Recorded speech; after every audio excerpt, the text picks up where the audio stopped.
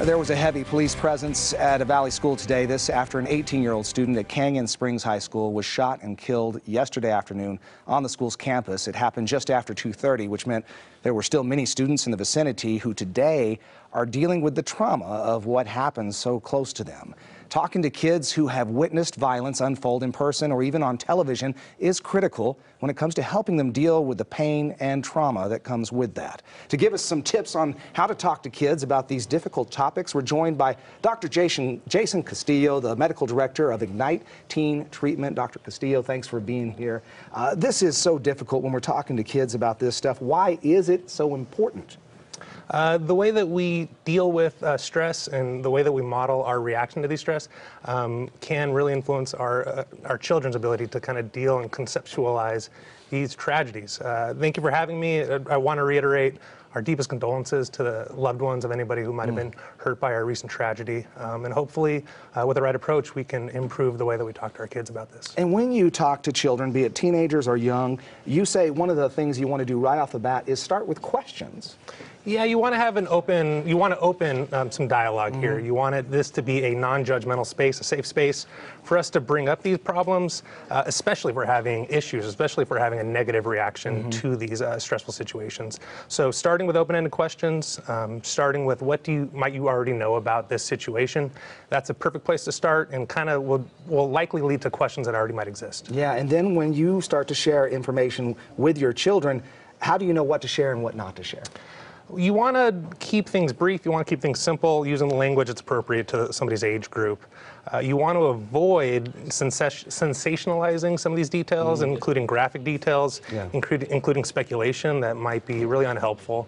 Those are some things. You also want to avoid expressing emotions and things that might be unhealthy, anger, blame, things like that can be a bad model for our children. So if we feel angry about a terrorist attack or a shooting or whatever it may be, it's not necessarily a good thing to share those feelings with our kids?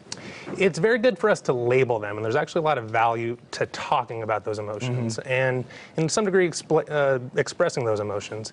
What we want to avoid is bottling these up and kind of giving a one-size-fits-all approach to feeling bad. We want to be able to draw specific labels and descriptors of the moods and emotions that we're specifically dealing with, and that's a very good, healthy pattern of dealing with mood problems for our children. What is the end game as far as what do you want your children to come away with after these conversations?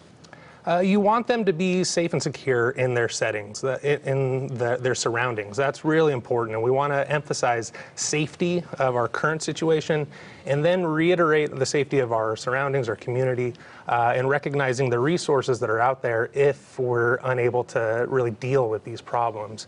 The big things we really want to avoid are the negative outcomes, and these are symptoms of depression, symptoms of PTSD, that really might interfere with our child's ability to function. Really briefly, as we don't have much time left, how do you know when it is time to bring in a professional? What signs should we look for in our children? That's a very good question. What we really want to emphasize are the red flags.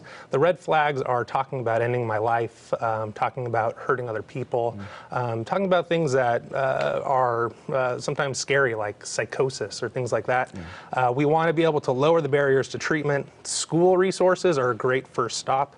But then also we want to be proactive in establishing medical care or psychiatric care if needed. And that's saying, hey, I'm going to be the one to make the phone call for you. I'm going to be the one to drive you there, sit with you while you're in your appointment.